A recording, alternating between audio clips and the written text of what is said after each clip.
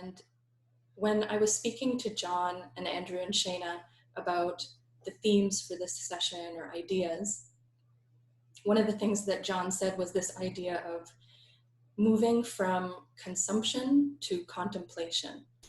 And I think that that is something that I have experienced. And so I'd like to kind of see if I can come back to that idea as I tell you my story.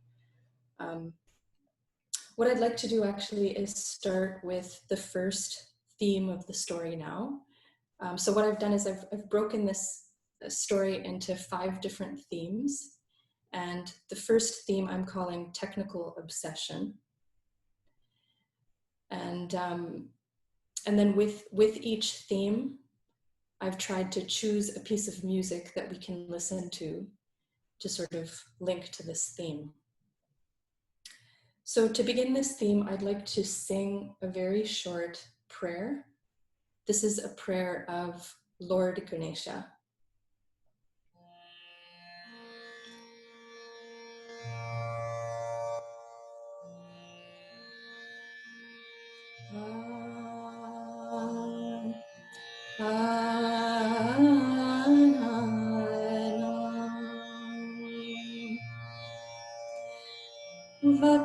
Vakratunda Mahakaya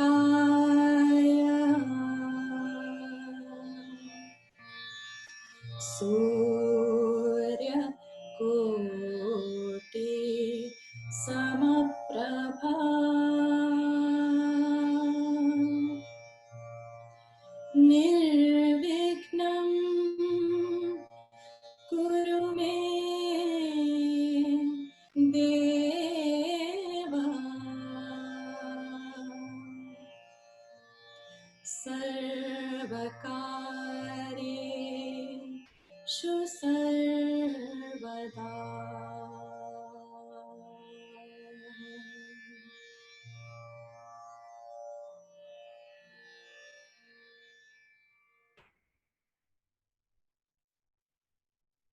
So that was a short prayer describing Lord Ganesha.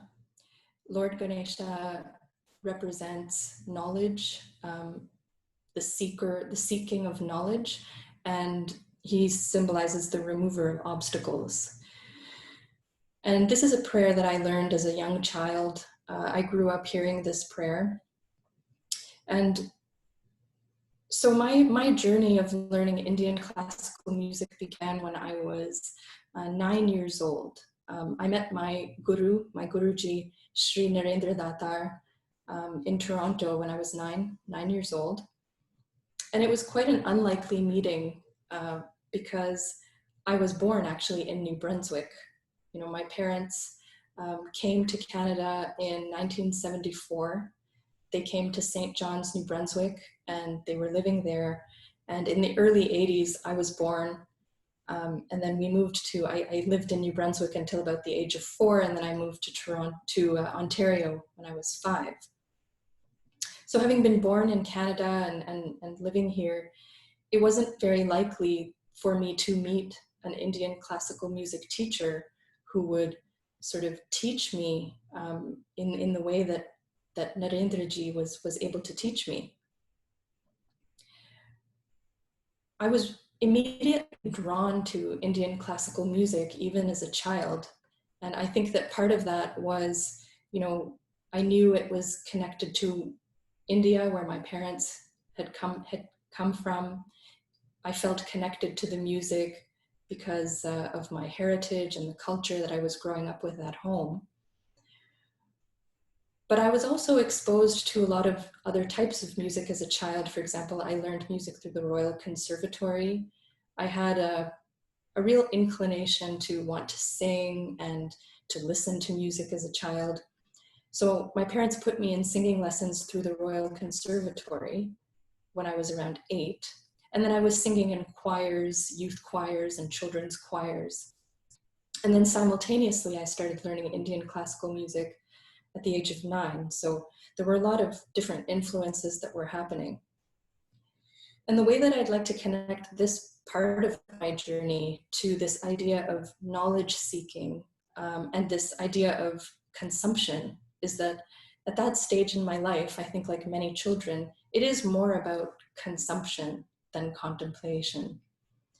I was wanting to take this music in, and particularly with Indian classical music, because I couldn't relate necessarily to the culture that surrounded that music being in Canada, because I couldn't necessarily relate to the language, the words, the meanings of the songs that I was learning in a deep way at that time. It became about being very, very focused on the technique, trying to reproduce the material that my teacher was giving me. It's very much an oral tradition, as many of you listening are likely aware. So it's an oral tradition of really trying to emulate exactly what your Guruji is teaching. The movement of the voice, the production of the voice, use of the sliding between the notes, the meend, the gamak, the fast movement of the patterns. This is where I really became quite obsessed with that. And so the first piece that I'd like to share with you is sort of a culmination of these years that I spent trying to learn that technique, trying to get a grasp of the ragas, but from a very musical and technical perspective. And my Guruji here, Narendraji, he sort of approached my training in that very technical way. For him, it was about, are you singing the right note in tune? Are you reproducing the exact patterns that I'm giving you? And so I'd like to share an excerpt from a performance of a khyal that I did last year. It's a rag called Madhukons, and it is in a rhythm cycle called Rupak, which is a 7-beat cycle. This excerpt that I'm going to play is sort of the middle part. So a khyal is usually maybe up to an hour. It can be even longer.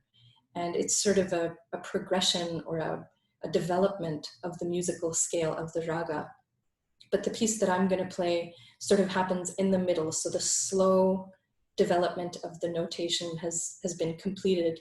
And now we're getting into a slightly faster portion of the development of the notes and the rag. And you'll hear that I'm not actually saying any words in any language. I'm actually saying the names of the notes and singing some sort of faster patterns of notation. So I will share my screen with you.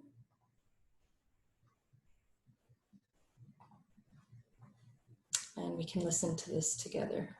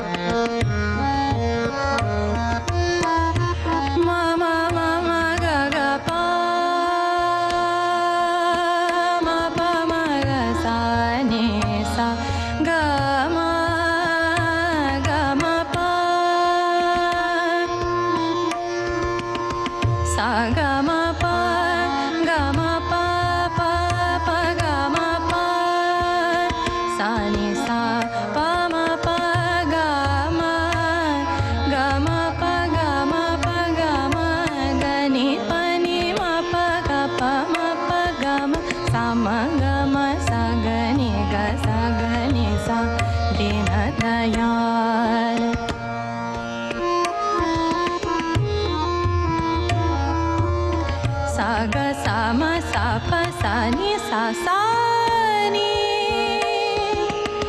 sa ni sa sa ni sa sa ni ni sa pa pa sa ni sa pa pa ni sa pa pa ni sa ma ma pa ni ga ga ma pa ga ma ga sa sa ga ga ma ma pa pa ni ni sa ga sa ni pa ma ga ni ga sa de na da ya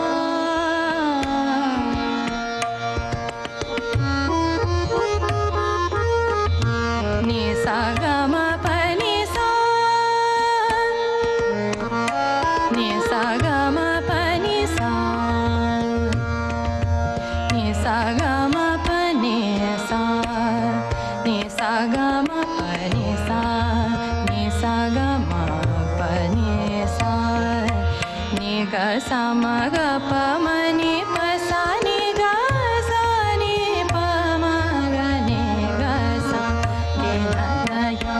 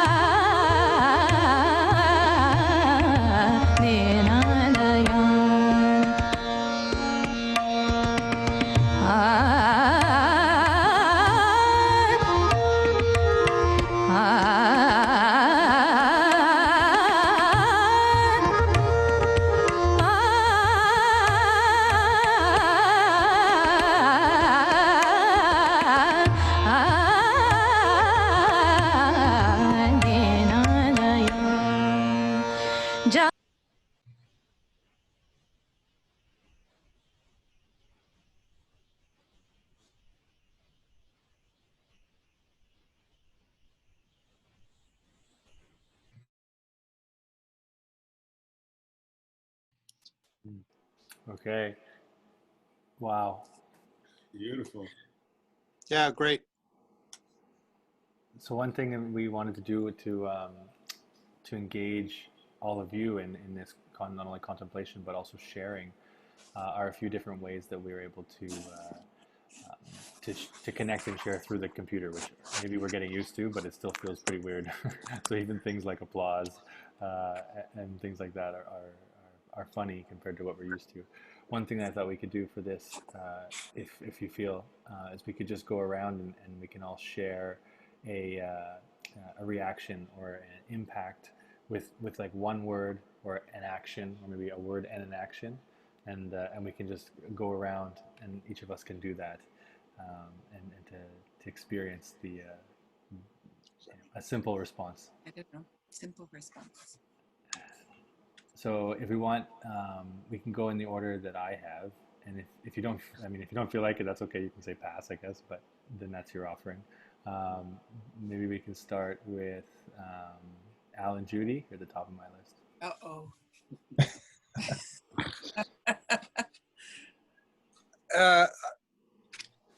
Good vibrations.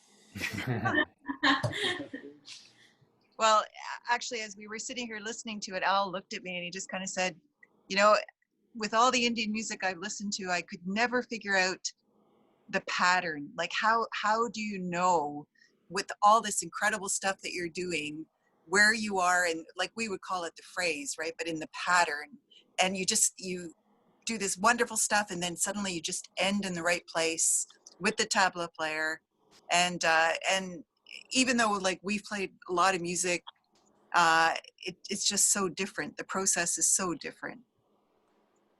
Mm-hmm. Yeah, sorry, should I say something to that, or Andrew, do you want to keep going around? Well, that was more than one word, Aunt Judy. But Sorry. I haven't seen a lot of people lately, so. That's okay. Why don't we go all the way around, and then Samidha, you can reflect on that experience, okay? And that you can incorporate everything into that response. Next on my list, I have John, Shayna, and Mateo. Magic carpet. Okay. Next, Dave and Brenda. It's beautiful to listen to somebody who has got great control of his voice. The sounds are sublime. Next, we have Hussein. What?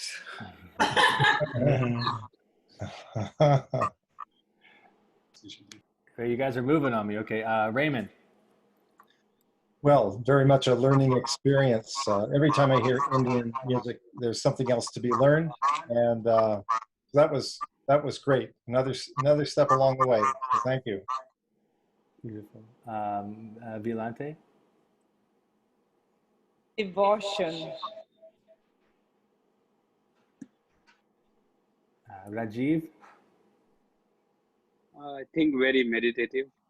Meditative. Okay. Pawan. I was going to say the same, meditative. Okay. Adil.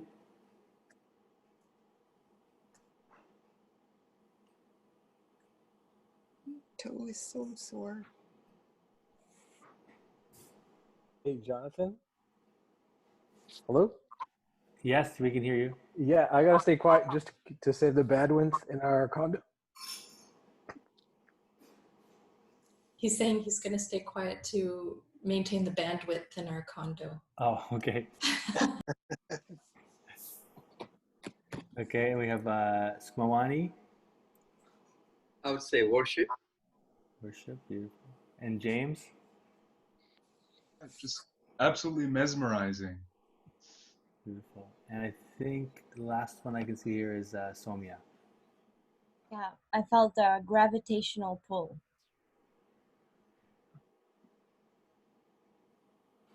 My word would be nostalgic. Wow. Well, really, no, thank you very much. Really interesting reflections.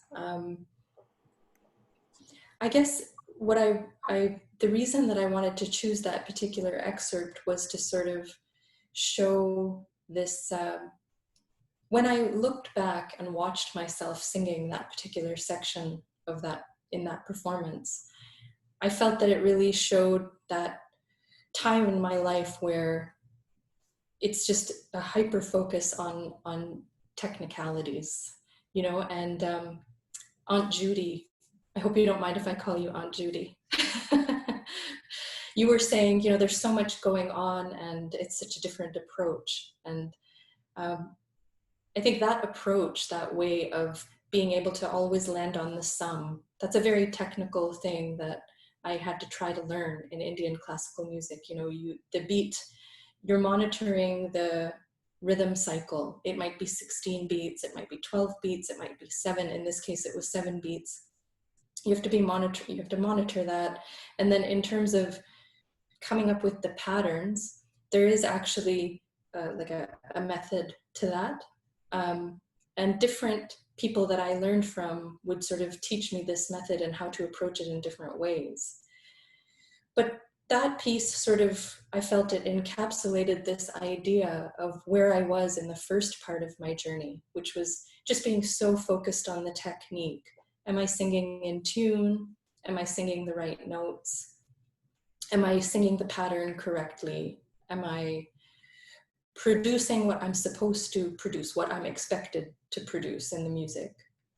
And in the next part of the story I'd like to tell, the name of the theme I thought of was Identity Search. So maybe we could move into that theme. And this is a picture of Goddess Saraswati.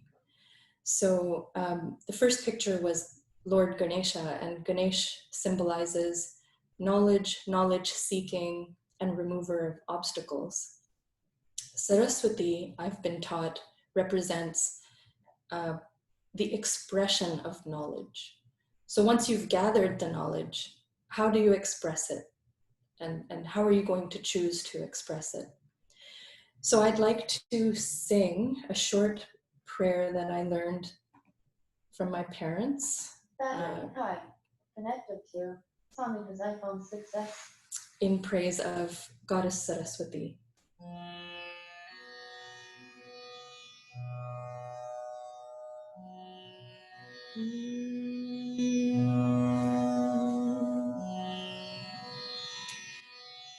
Ya kundendu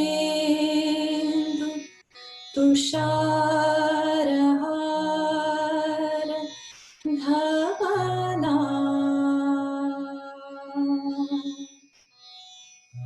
ya shubhra vastravruta ya vinavara dandamanditakara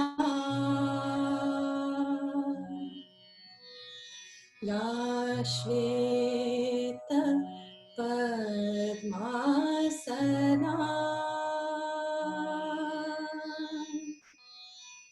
ya brahmachyuta shankara prabhutibhi devai sada vandita samapatu Saraswati Bhagavati Nishesha Jadyapaha.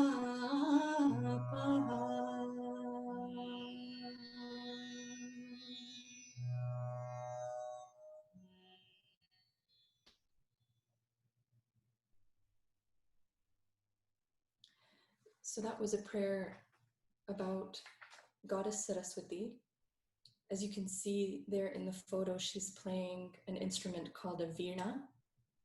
And I was taught that Saraswati is the goddess of knowledge expression. So in the second theme, Identity Search, I'm moving from my childhood into my teenage years. And like any teenager, I think I was going through a search for my identity at that time. You know, who am I and where do I fit? As I mentioned, you know, I was growing up as the child of first generation migrant parents from India, a different culture and different traditions at home, different from the ambient culture, the Canadian culture that was surrounding me. And then sort of a pivotal thing that happened in my life at this time was I went to India for the first time to study music. So I had been to India many times to visit my family and my relatives. But when I was 17, I went and I lived in India for a period of time and learned from my first guru there. And her name was Veerna Sasrabudhe. And all of her students called her Veerna Tai lovingly. So when I studied with Veerna Tai, this was the first time where the whole idea of Indian classical music that I had in my mind up to that point, learning from Narendraji here for, 8 or 9 years, and then going to India, she totally turned my whole world upside down with the experience that I had with her. Here in Canada, when I was learning Indian classical music, it was set up in this sort of predictable way where I had my lessons every Sunday morning from 9 to 10 in the morning. I would sit with Narendraji, we would have a 1-hour session, he would teach me some new material, I would practice it for a week, I would come back the next week, try to present that material to him. But when I went to Veerna Tai, it was a completely different approach. I would arrive at her house, she would say, okay, come around 9:30 in the morning. I would get there at 9:30 sharp. And then she would be having tea, reading the paper. She would talk to me about what was going on that day in her life, in Pune, the city where she was living. Then she would call me into the kitchen and she would start preparing food for the day, and she would get me involved in preparing food with her. And all the while she'd be talking to me about, asking me questions and telling me about her kids, concerts that she was preparing for, and maybe a little bit about her family members. She herself learned from her older brother. She told me a lot about him. And then maybe about 3 hours after I had arrived, she would then say, should we sit for a while and see what we feel like singing and which raga we should focus on today? And I would say, yes, sure. And then we would sit down. Then slowly some of her other students would start trickling in. Then there would be about 4 or 5 of us. And we would sit and listen to her practice. She would ask us to sing a little bit. So this was a very different, way of approaching the music, and very different from what I was used to. And she noticed that I always had a book and papers, and I was writing things down. And she sort of challenged me and said, how long are you going to depend on what's in your book? When are you going to forget about what's in the book and use your own mind to figure out what it is you feel like singing? Where's your heart? Where are your emotions? What are you thinking? And how are you going to express that through your music? It's not about following the notes in your book or being perfect in that way. So she really challenged me to start thinking of, start to change my thinking from just wanting to be more consumptive to really contemplating, this theme that we're trying to talk about today. At the end of that sort of experience that I had with her, I felt confused. It was definitely a challenging time in my musical journey. And I ended up coming back to the identity that I felt comfortable with, which was the heritage of my parents, that the cultural community that I was growing up in, which was the Maharashtrian community in Toronto. Up till that point, I had done most of my singing within that community, with choirs and a little bit with the Royal Conservatory as well. but I felt this pull to Marathi songs, Marathi music in particular. Veernathai was also from within the Maharashtrian community. Narendraji is also from within the community.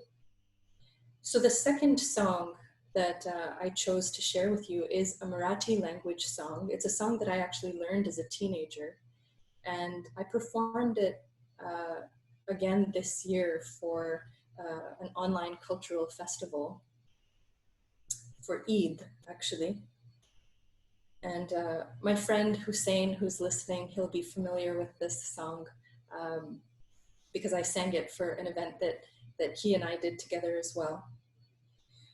So this is a song, it's in a rag called Jarukeshi, and it's very beautiful poetry. The meaning of the song is very beautiful, but I think what I'll do is I'll hold back on telling you the meaning of the poetry, and we'll listen to the song and then maybe share. What I'd like to know is maybe what emotions or feelings does the song bring up for you, even without knowing the meaning of the language. So Andrew, whenever you're ready.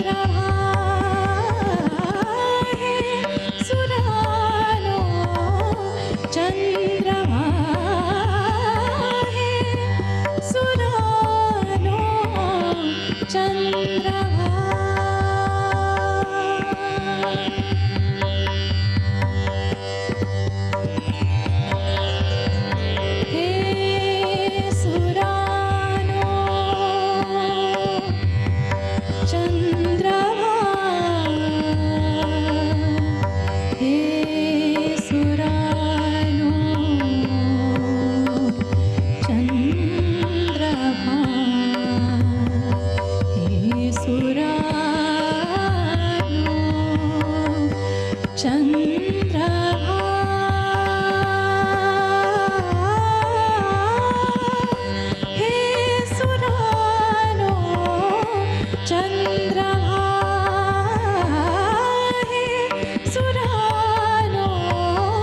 चंद्रमा है सुरारो चंद्रमा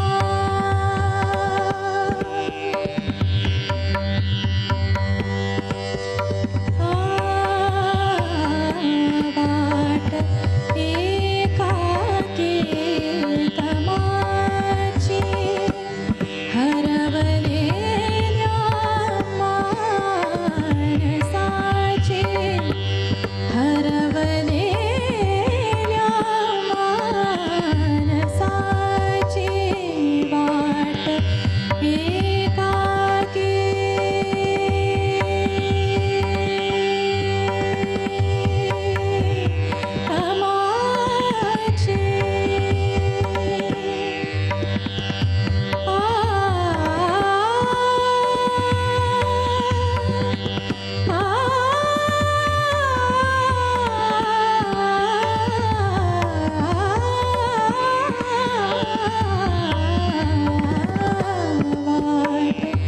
एकाकी तमाची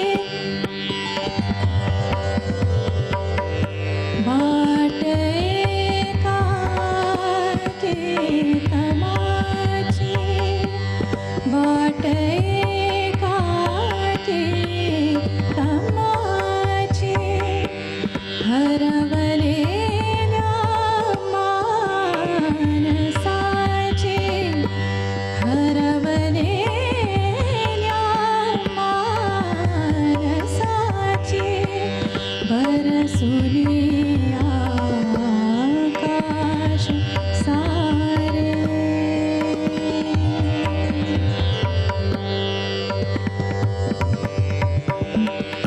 बरसुली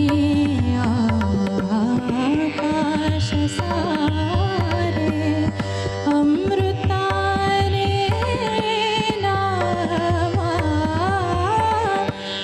अमृताने नावा हे सुरालो चंद्रमा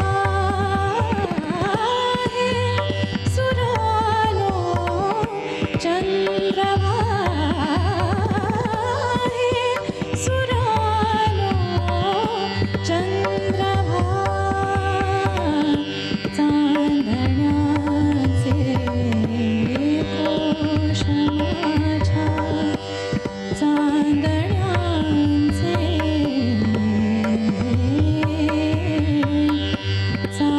चांदण्याचे कोश माझ्या प्रियकराला पोचवा प्रियकराला पोचवा हे सुरारो हे सुरारो हे सुरारो चंद्रमा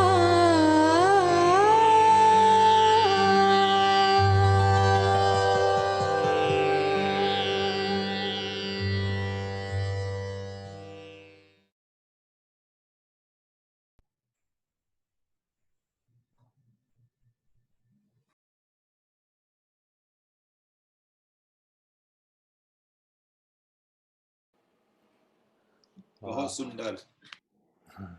So beautiful. I love Samidha's invitation to share what our interpretations might be without knowing the language. So maybe if we want anyone who wants to speak up, just like popcorn style, you can literally raise your hand, or you can raise your hand in in Zoom, or if you just want to unmute yourself and go for it, just that's okay.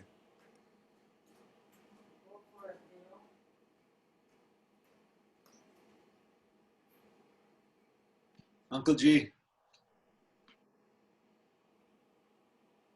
Hi. I really enjoyed that, but underlying this beautiful melody on top was that sharp 5 in the drone that provided just some sort of tension. It's almost as if you closed your eyes, you can imagine this beautiful goddess singing this wonderful melody, but in the background lurking, there's All hell breaking bad loose. people. It's just, that's the impression I got was, you know, I love the melody, I love the raga, but that +5, that sharp 5, just provided for me was that tension all the way through. But there was hope. That's what I like. I thought there was hope. What if you thought about it as a flat 6? Yeah, That, you could. sharp 5. I mean, a sharp 5, that is a strange feeling, but a flat 6. Yeah, no, it's still bad people. But I really did enjoy, and yeah, that's my impression of it. But it was great singing. Samidha, enjoyed it very much. Thank you. Beautiful. Rajiv raised his hand on Zoom. I have heard Charukeshi a bit, not a lot, but it's a very heart-melting raga.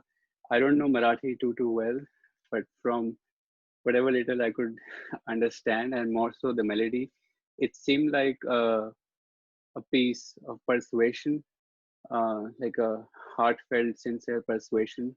That's what I could gather.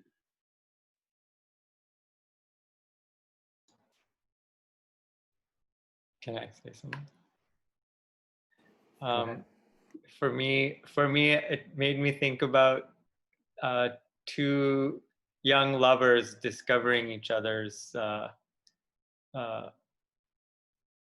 discovering each other and dancing around in a garden with moonlight.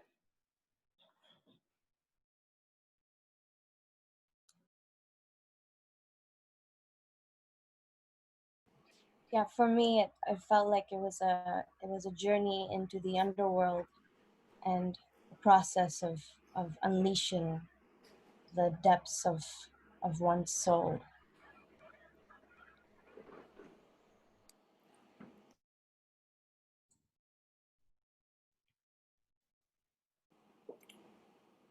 Anyone else? David? I thought it was a searching, questioning, trying to get answers to things that the song was about, especially in the intonation of the voice.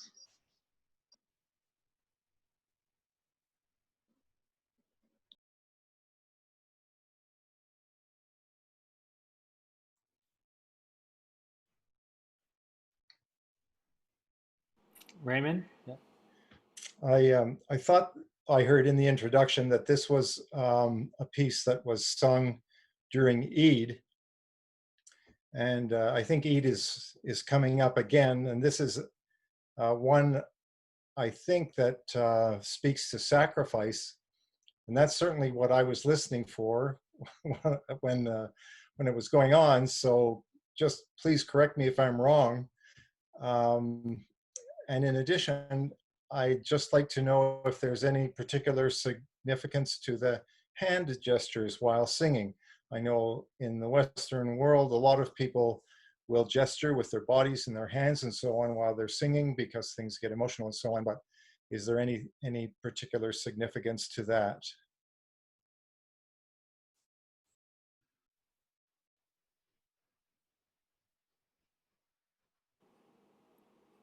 If there's no one else, maybe Samidha can respond to everyone. Whatever. Sure. Some really, really deep and beautiful and very interesting reflections that everyone has shared. So yeah, this particular raga, for me also, there is a definite tension in it because it has a flat 6th and 7th. Sa re ga ma pa dha ni sa, sa ni dha pa ma ga re sa, sa re ga ma dha pa, pa dha ni dha pa ma ga. So it has it's and actually that's something about it that I've actually found very appealing at times. It's one thing that's so special about music is it's always been a companion with every mood, with every feeling, with every, you know, emotion. But I can see that Uncle Al doesn't like that tension. But what I found really fascinating is the reflections that some of you have shared about this feeling of contemplation, searching, sacrifice. The song, I presented it for an Eid festival, like it was a sort of a celebration of Eid at the end of Ramadan. So the song itself is not really necessarily supposed to tie directly to that theme of Eid, but it was interesting the connection that it had. So I'll tell you what the poetry means. The poetry of this song is basically, it's sung from the perspective of really anyone who is feeling a longing or distance from their beloved. And the interpretation of who the beloved is really up to each individual. So it could be, you know, the person that you love, or it could be the divine, you know, a divine presence, a divine energy, and this feeling of longing, feeling distanced from that beloved. So the person is singing, He Surano Chandrabha, Sandarnyatse Kosha Macha Priyakarala Potsava. And that means basically, O moon, carry the notes of my melody to the beloved. No matter where this beloved happens to be, all they would need to do is look at the moon and feel the radiant beams of the moonlight to know my love for them. So that's really, but it is a feeling of longing for the beloved, of feeling distance or not being able to attain the beloved. So it's really interesting that is conveyed through that feeling of maybe tension, longing, a sacrifice of, okay, I have to be away from the beloved, but this is my solution, is that I will send my message through the moon. And the reason it connected to Eid was because Eid is basically, at the end of Ramadan, the sighting of the moon marks Eid, is something that I learned. And so I felt that this song would also fit that theme. So thank you very much for sharing all of your beautiful thoughts and reflections on that particular song. Could I say something, Samidha, before we move on? Absolutely. Yeah, thinking about, just listening to raga music outside of the container, itself, where a lot of the meaning is given to you. You grew up learning bandishas or songs, and the meaning is it's just inherent in all of these different types of songs. But when I came to this music, and initially I didn't have any idea, like you said, the meaning or the content of the poetry, the language itself. And yet I perceived a lot of things that I felt to be so familiar about the emotions and things. But anyway, I just wanted to share one interesting experience I had after coming back from India. I was practicing a lot in the basement, and my grandma, Mark, happened to be over. And so she was listening to me practice a lot, and then we would cook. I'd teach, I was trying to show her some Indian food cooking. And anyway, so she said, are you always playing the same song, I said, well, so I'm playing different ragas. She's like, it all sounds the same to me. I said, oh, okay, well, I can understand that. I mean, she has no idea about any of Indian music, really. She's never really been exposed to it. So I sat down with her and I played an album of 3-minute ragas of Bedigul Naikasa, so one of the greatest vocalists. And so 3 minutes of raga, which is sort of, we've been listening to a little bit longer, and generally the ragas they can be extremely long. But the 3 minutes, you get everything in 3 minutes, especially when a raga is presented by a real maestro. And we listened to all different colors, to me, all different types of note combinations. flat sixes, natural sixes, everything. It was a whole spectrum of what I would say would be the colors of the raga music. And my grandma Mark, she just said, it just all sounds the same. And I said, okay, well, tell me about that. Why? Like, what are you feeling? And she's like, every song, it sounds that it is just full of grief and pathos.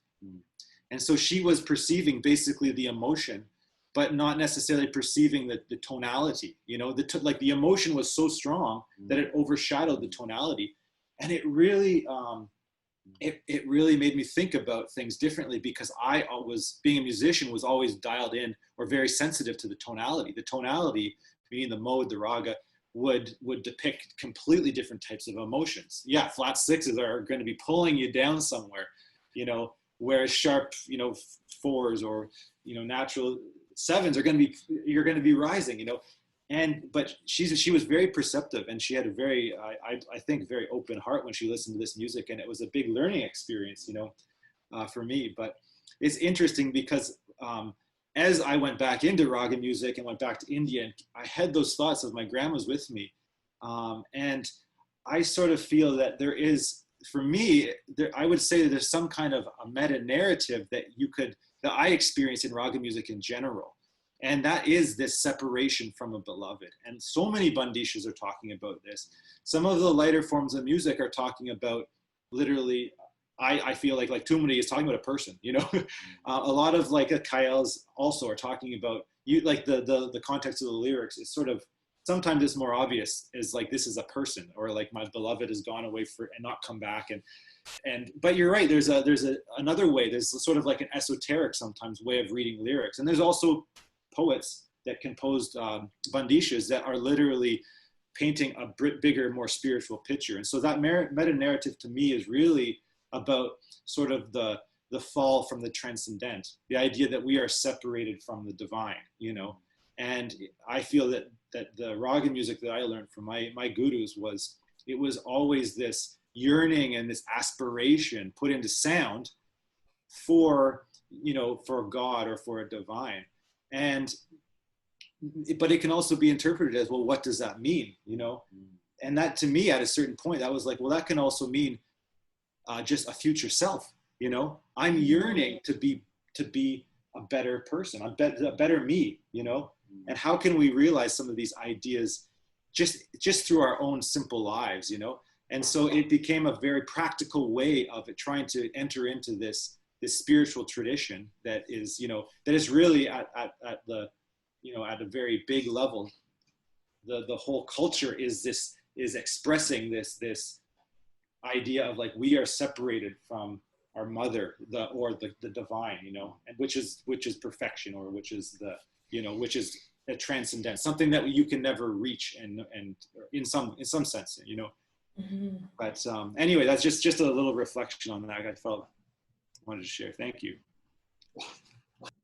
Yeah, that's really beautiful. Thank you for sharing.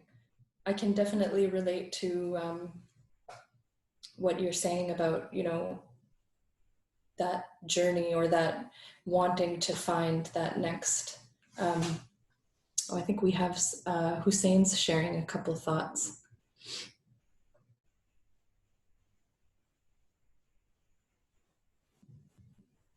Hussein is saying, isn't the culture of this music in which it emerged a culture where the spiritual and material were interlinked, and that recognized the essential spirituality of sound and music?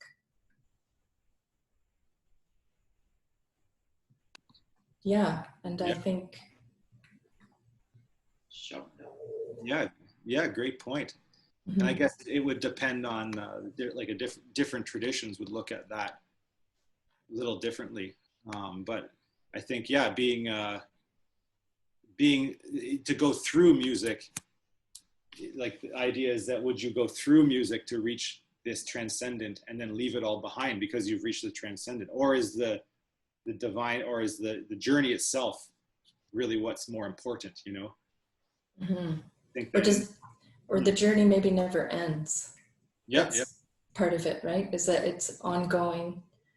And there is no end to it. When you think you've reached one point that you were aiming for, you realize there's so much further to go. But the whole point is to always be searching and trying to move and evolve, you know. Really beautiful thoughts and ideas.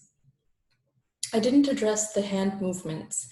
And so personally for me, the movement of the hands, it actually helps me sing what I want, what I'm trying to, it helps me actually get my voice out. It's sort of interesting. It's sort of a kinesthetic thing. You know, they say there's like a kinesthetic learning. For me, that in performing Indian classical music, if I don't move my hands, it's almost like I cannot bring out the sound that I want. And it was sort of an interesting experience I had with that, because when I was learning at the Royal Conservatory of Music, I would sing, you know, certain classical pieces, and my teacher would tell me, don't move like stand straight and keep your hands by your sides when you're singing. And then with Indian classical music, it's my teacher I was trying to keep my arms very still, and they would say, no, just let yourself go, because you need to move your arms to be able to sing what you want to sing, or you need to move your body. And so that was an interesting experience. But yeah, that's why I move my hands in that way. And even I kind of even want to move them more sometimes, and I sometimes feel that I'm holding back a little bit. So, all right, so I guess I'll move us into the next theme, which I've called Worlds Colliding. So I've talked about my childhood, and I've talked about my teenage years, and now we're into my 20s. And a big thing that happened in my musical journey in my 20s is that I was introduced to jazz music. I really had not listened to jazz at all up to that point in my life. And when I was 19, I met a good friend that Jonathan and Andrew mentioned, Ravi Nayampally, who's a wonderful musician, tabla player, composer, teacher here in Toronto. And he and I were working together on a project the summer of 2001. And I met him, and he said to me, you know, we became friends, and he became almost like a brother to me. And he said to me, would you like to sing with my jazz ensemble? He was leading a jazz ensemble at the time, a cross-cultural jazz ensemble. And I said, sure, I'll give it a try. And that experience of being introduced to jazz through Ravi and his ensemble, and then the music that he gave me to listen to, was another point in my musical learning and journey where everything just got all shaken up. You know, with Veernatai, it was, I was shaken up in Indian classical music, the approach that I was taking to learning that form of music. And now Ravi was introducing me to jazz, and I was confused and not sure how to participate in the music at first. You know, I couldn't, he had these fantastic musicians in his band. They had these wonderfully complex, beautiful pieces of music, but like nothing I had ever heard before. It might be for some people that the first time they listen to Indian classical music, it's like you're trying to figure out, okay, what's happening with the rhythm? What's happening with the notes? How does the artist know what to play and when? And for me, listening to jazz, that's how I felt. I couldn't understand the technique. I couldn't understand the structure. I couldn't understand what the musicians were intending to do, or if there were any rules, or if there was any sort of framework. And then Ravi sort of challenged me and said, okay, we're going to play this piece. Alan's going to take a percussion solo here. Ernie's going to play a saxophone solo right there. Then there's going to be a little break. And then you're going to sing. And I really didn't know how I could sing or what I could sing. It was very challenging, but you know, I think it's these moments where we feel challenged are also the moments where we can really learn the most. And if you can push yourself to meet that kind of challenge, you really learn so much from that and develop as an artist. And that's what Ravi really, he pushed me to do that. And through him, I met many different musicians. For about 8 or 9 years, I sang off and on with Ravi's ensemble. They were called TASA, T-A-S-A. And I got to sing on a couple of their albums and perform with them. I was a university student at the time, so I wasn't able to sing with them or be with them sort of continuously, but off and on for almost 8 years. And Ravi and I became very good friends during that time, and he introduced me to a completely different way of thinking about music and an approach to singing, where I was trying to pull on the training in Indian classical music, but also maybe bring some sensibilities from the Royal Conservatory and the choir music I had learned, and all the music that I was surrounded with and listening to, even in just the ambient Canadian culture that I was growing up in. So this next piece that I'd like to link this theme to is a piece called Raudra. It's from an album called Pedal by a band called Avtar. The saxophone player who is the leader of this band, his name is Sundar Vishwanathan, and you'll actually hear Ravi Nayampalli's tabla on this track. Lots of really great talented musicians on this track as well, and another beautiful vocalist as well named Felicity Williams. And you'll hear my voice sort of coming in and out. The raga for this piece is sort of based on Hansadhwani, which is a nice pentatonic, and no, not as much tension, I don't think, in this one, but maybe, we'll see. I'll leave that up to interpretation. So Andrew, whenever you...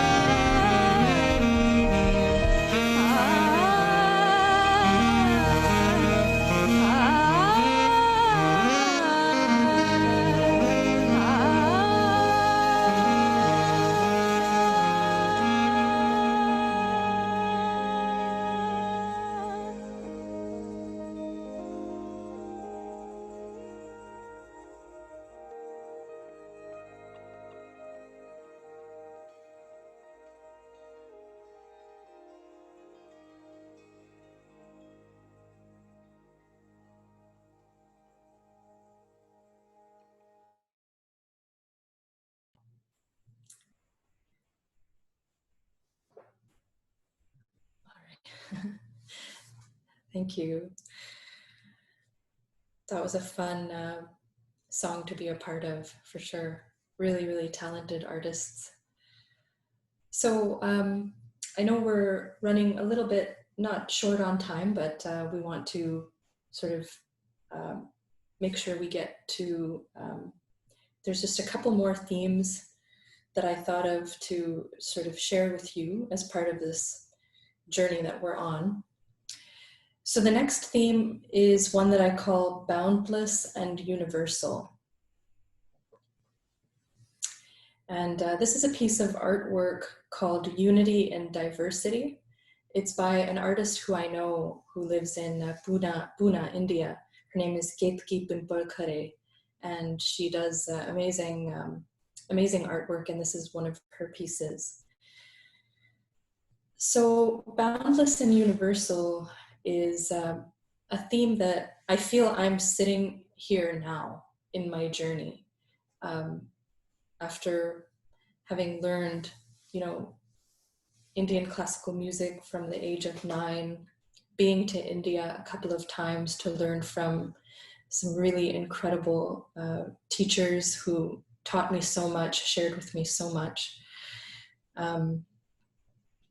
And then exploring it, having the opportunity to explore these different projects in music, beginning with Ravi, who introduced me to jazz, and then now over the last 8 or 9 years, getting to meet different musicians from different cultural backgrounds with different training that they've received, and trying to make pieces of music that maybe speak to different communities, different groups of people that come from different traditions. And I've had really wonderful opportunities to do this. Again, challenging, but really beautiful challenge, in that when you have to think outside the box, it really forces you to explore a new territory and to really develop. So this past year, actually, the piece that I wanted to share connected to this theme is a piece that I worked on just this past spring. The artistic director for this event actually is Hussein Jan Mohammed, who is on the Zoom with us. I'm not sure if he's still here. I can't see him at the moment, but if he's here, thanks Hussein for being here. And this is a piece that Hussein sort of developed, that I developed with him. And the story around this piece of music is that it was to be developed for a particular community here in Toronto in Maybell Park. There's this wonderful organization called Maybell Arts, and they wanted to curate a virtual festival for that community for the month of Ramadan. And during the month of Ramadan, people, Muslims fast, and then they break their fast, and the breaking of the fast is called iftar. So there was, this event was called Virtual Iftar Nights, and the particular piece was called Grateful Nourishment. And an interesting thing about this piece, linking it back to consumption versus contemplation, is that this piece was to be played right at the moment when people would break their fast. So again, this idea of consuming, consuming food, it's the thing that we have to do to survive. But I have a prayer that my parents taught me as a child, that it's a prayer that you say before you start to eat your first meal for the day. And basically what that prayer says is, don't think of food just as food. Think of it as the energy, the universal energy that you are putting inside your body that's going to then give your body the ability to put out energy into the world.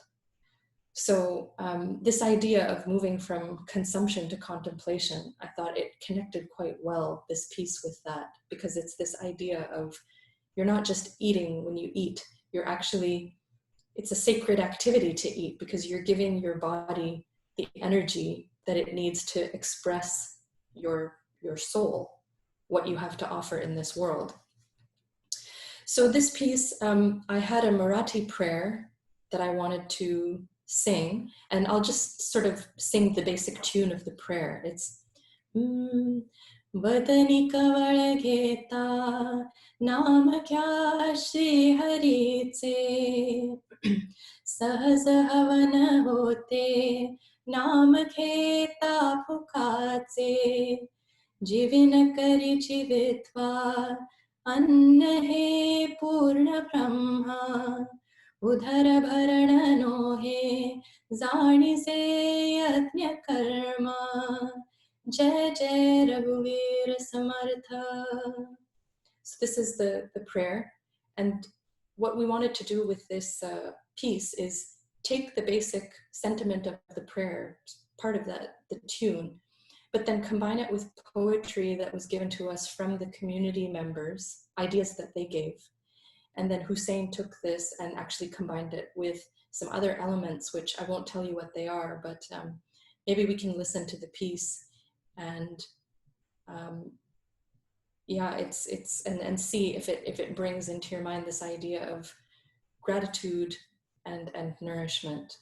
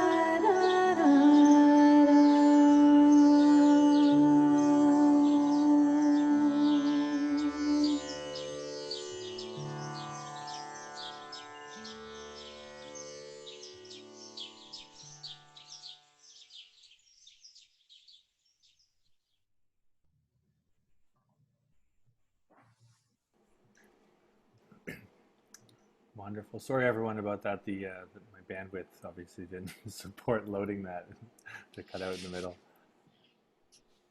No problem. I'd actually, I see that Hussein is here, and I'm wondering if he has anything he would like to say about that piece or add, or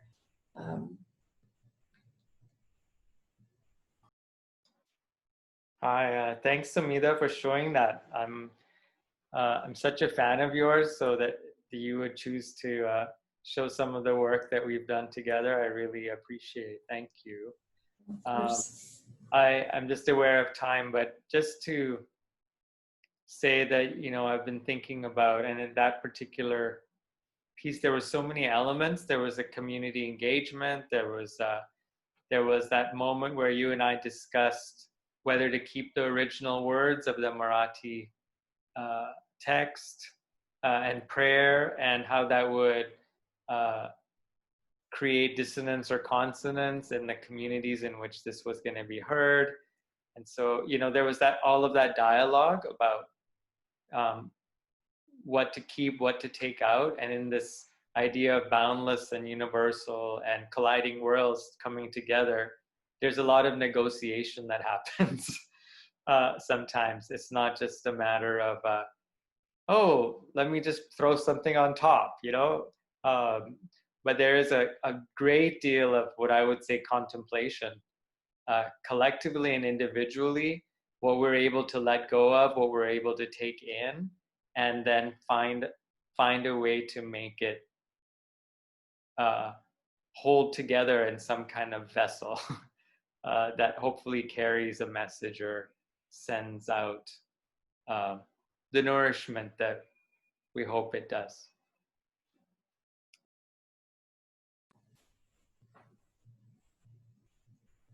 Yeah, it's beautiful. I really, I mean, it was presented so well, and all of the different streams coming together was really felt. And it's a whole, I mean, it's a beautiful way to think about, you know, group contemplation in that sense. Like how can everybody sort of come together, find a center, a gravity, you know, and it involves compromises. It involves learning something about yourself. And I've been feeling, you know, my studies especially have been taking me a lot into thinking about the importance of collective work. And that's, you know, I really appreciate tonight for sure, and everybody that's here. Thanks for the great music. Uncle Alistair.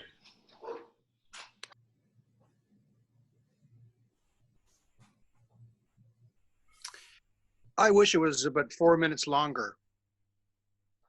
It was beautiful. It was beautiful, and there was so many sections that could have been just a little longer. And I was not disappointed, but I was just thinking, wow, this is really beautiful. I wish it was around a little longer. So maybe you should even think about if you have to perform it again, you know, maybe there's a way to make it longer. We'll all perform it together. Yeah. Yes. And you know that, and it needs more trombones. I didn't hear the trombones coming through. For sure. Yeah.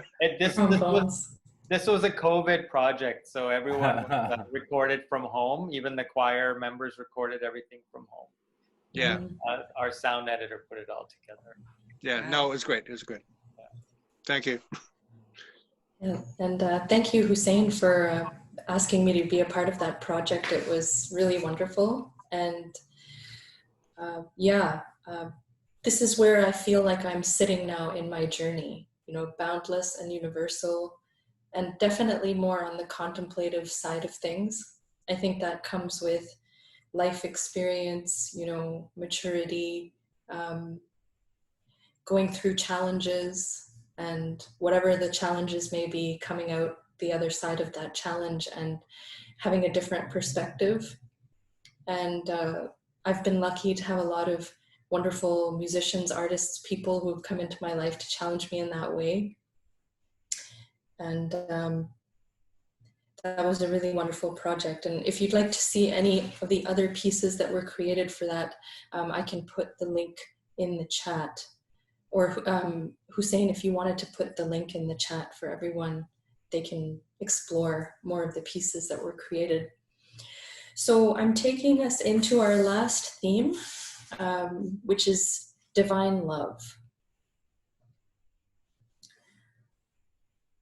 And I would say this theme, along with this boundlessness and universality, are where I would like to be right now, where I'd like to explore more of what music means in my life.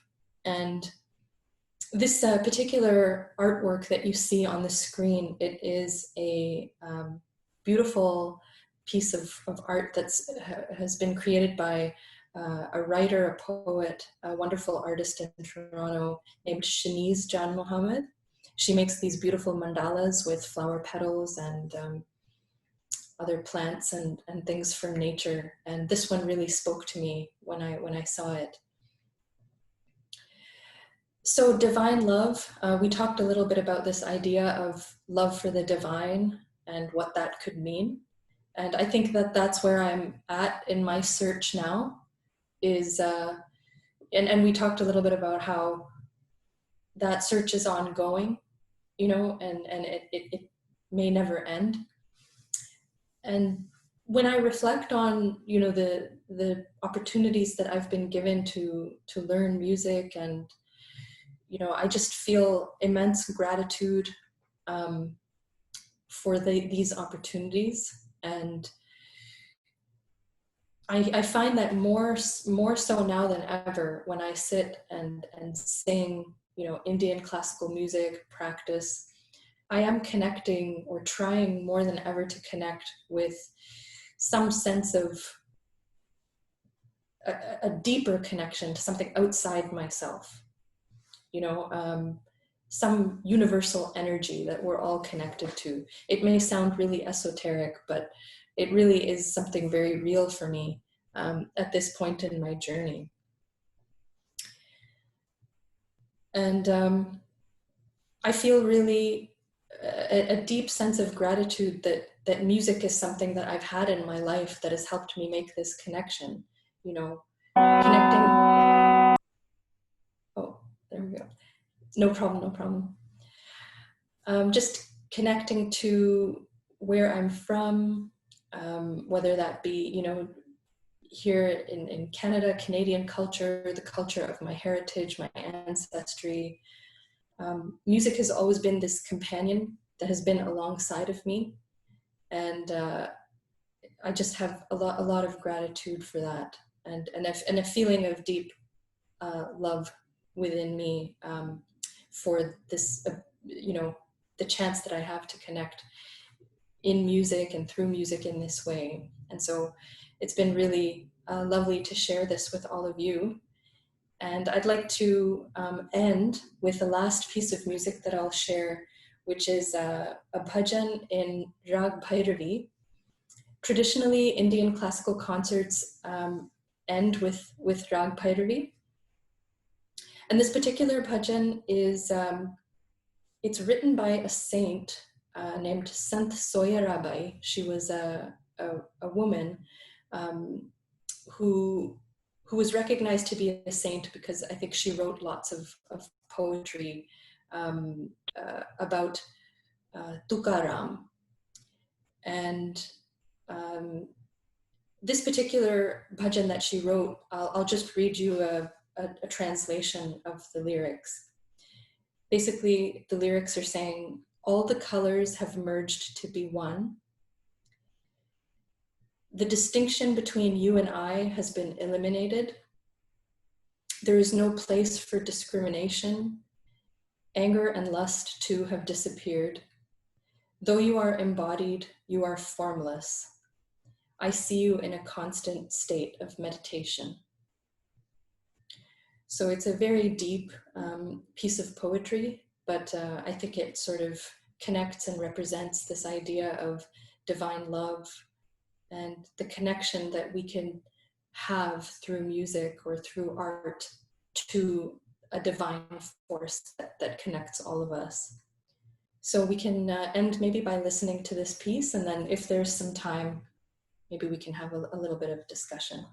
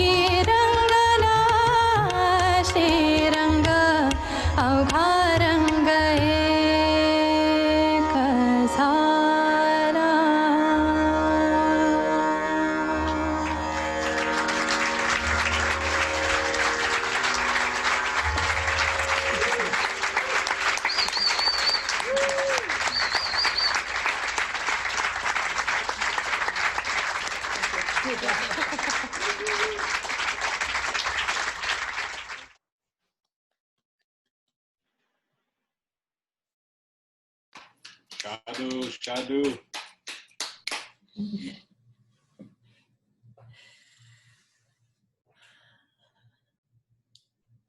Well, thank you all so much. This has been really, really an amazing thing to be a part of. Andrew, John, and Shayna, I'm such an admirer of all three of you, and just it's been such an honor to follow your musical journey as well. Just over the years, everything that you've kind of put into your study of music and the life that you want to live, and sort of how you want to express that. And this has been a really nice way to connect with you again and do this contemplative listening. And thank you all for joining. And I guess if there's any discussion that we want to have just to sort of end out the session. Yeah, if anybody wants to say anything, this is the time.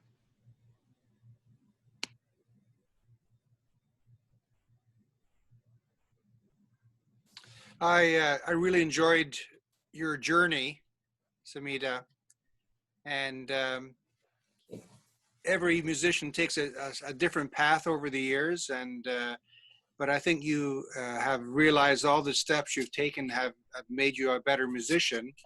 And maybe there's not one way to make a great musician. There's a number of different ways, and getting into jazz and all the other things you've done have made a huge difference as far as your musicality. So I really enjoyed it tonight. Thanks so much.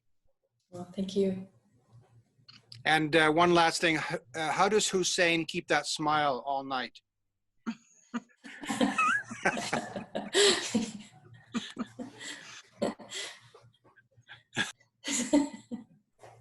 It's a COVID mask, Alistair.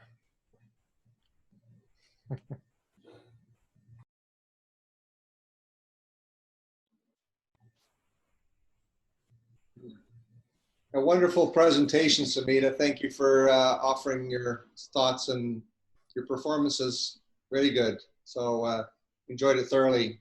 Thank you. Oh, thank you.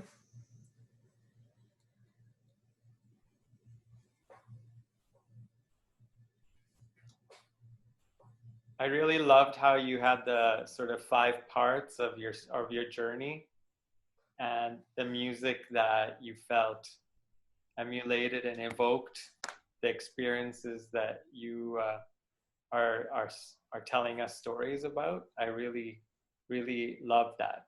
You took us through a journey, and each moment was its own story, which I really loved. So I learned a lot just about how to make presentations. Besides everything else that I really admire that you do. Oh, thanks. No, this was a great sort of exercise for me as well, to sort of reflect and think about, okay, what are the pivotal experiences that I've had just in my musical journey. But I think, like Uncle Al was saying, it's not just, it's life, it's the journey through life. I mean, really, there's so many different influences, there's so many different experiences that play into, you know, or that have played into, at least for me, you know, the music that I've been exposed to, the music that I've had the opportunity to listen to and participate in and learn. So for every artist or every person, I think it's so many different things that come together. But it was a really interesting exercise for me to reflect and think, can I really think about, you know, in this theme of, because I really loved the theme that Jonathan presented of going from consumptive to contemplative. And when he said that, I really thought, wow, I think that has happened for me, you know, unknowingly, unwittingly, without really wanting, you know, thinking this is what I want to do. It has happened. It's been the natural progression. And I think it just, the journey continues. you know? So thank you all so much. And my father-in-law is here, I think. Thank you for being here. And to all of you who joined, and for your reflections and comments. And yeah, thank you, Samidha. It's so meaningful and definitely a learning experience on all those levels. Yeah, well, let's hopefully we can continue the theme with our next session, and hopefully everybody can sort of take this into their life, and maybe this idea of, you know, contemplation over consumption, or just thinking about sound differently. It might come to you at some random part in your day, and you might see the world in a different way. And that's something I'd love to happen. You know, like I guess, you know, Sri Aurobindo said all life is yoga, but I you know, being a musician, and I started with music, so all life is music. All life is sound. All life is vibration, sound, music. You know, so it's sort of how can we take these boxes that we've been put into and see things in a flowing way. I think, yeah, your journey is just a beautiful example of that. Thank you so much. thank you. Thank you, everyone. We hope everyone has a beautiful night, and we will see you hopefully maybe in person one day soon, but if not, then we'll be connecting online. We have recorded most of this, and so I'll be able to post it. You can check on our website, and if you haven't signed up, you can sign up for our mailing list to find out about the next session, which will be at the end of August with a musician 29th, right? Joel Schwartz, yeah. Yep. And yeah, if maybe once we post this on the website, we can add a section for even further comments and sharing of links, and create and continue the conversation. So thank you all so much for being here. Thank you once again, Samidha, for such a beautiful presentation and for sharing yourself and your music with all of us. Thank you all so much. Have a great night. Namaste. Namaste. Definitely. Definitely.